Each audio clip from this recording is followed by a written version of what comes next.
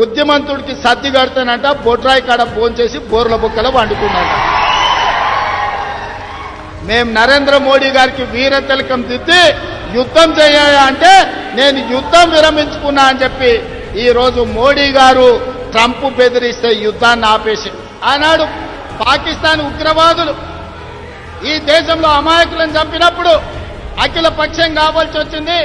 Congress party అండగా నిలబడాల్సిన అవసరం కనిపించింది. కానీ ట్రంప్ బెదిరించగానే నువ్వు యుద్ధాన్ని విరమించుకున్నప్పుడు అఖిల పక్షాన్ని ఎందుకు పిలవలేదని మేము సూటిగా అడుగుతున్నాం ఈ దేశ ప్రధానమంత్రిని.